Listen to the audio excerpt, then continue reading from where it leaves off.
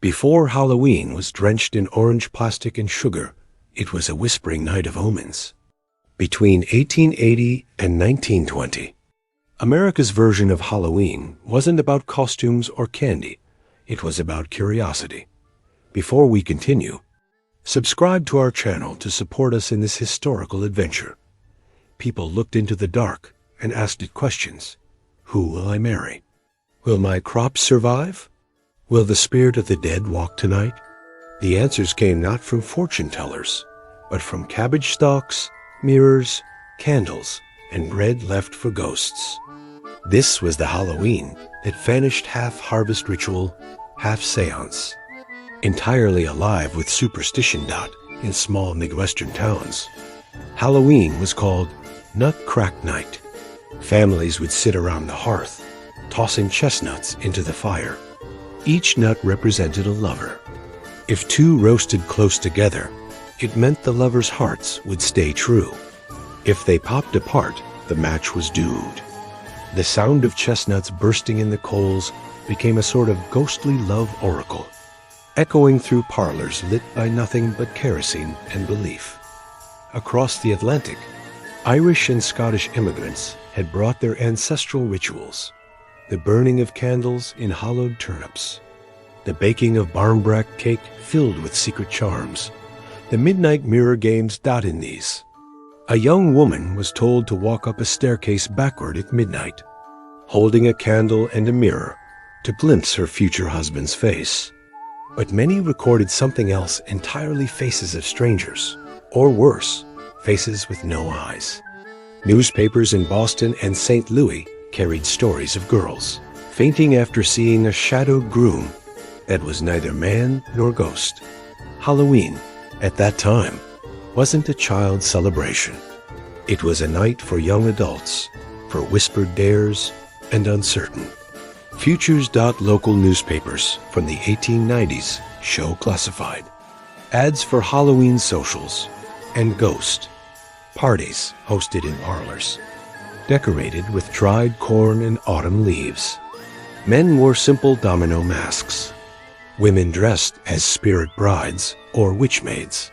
There were no superheroes or vampires, only the eerie romance of the harvest and the thin veil between the living and the dead. Even the food was different. Families baked what they called ghost bread. Each member of the family pressed their finger into the dough before baking. The superstition went that the first loaf to crack in the oven predicted illness or death before next Halloween. It sounds macabre, but in a world of epidemics and uncertainty, death was never far from the dinner table. Ritual gave people control, or at least the illusion of it. In rural America, Halloween was also a time of light mischief, before the pranks turned mean. Boys built cabbage stalk scarecrows and set them in front of houses to mock stingy neighbors. Farmers complained about missing gates and toppled outhouses. But even that chaos had a ritualistic tone, a release before winter sealed the world in frost. Some towns even sanctioned mischief nights, seeing them as harmless echoes of old Celtic misrule. By the early 1900s, though, something began to change. Department stores discovered Halloween's aesthetic appeal. Crepe paper manufacturers like Dennison and Beisel began printing catalogs filled with smiling pumpkins, black cats, and paper witches, softening what was once a spiritual night into something sellable.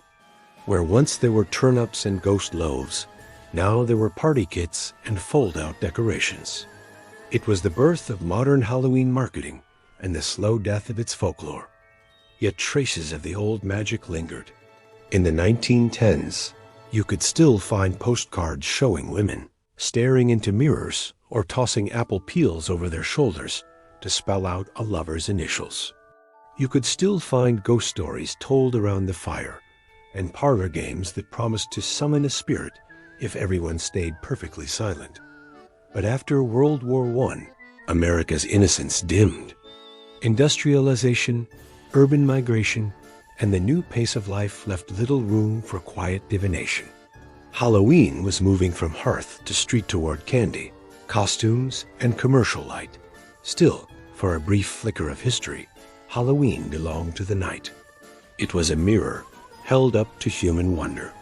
People didn't need horror movies or haunted houses. They had silence, superstition, and the company of ghosts they half believed in. They turned to cabbage leaves to read their future, to bread to speak to the dead, to firelight to glimpse what tomorrow might bring. And though those rituals have faded, they left their fingerprints everywhere in the pumpkins we carve, the fortunes we tell, the shiver we feel when October winds blow. Because even now, beneath all the candy wrappers and neon skeletons, Halloween still remembers what it once was, a night for asking questions that daylight is too polite to answer.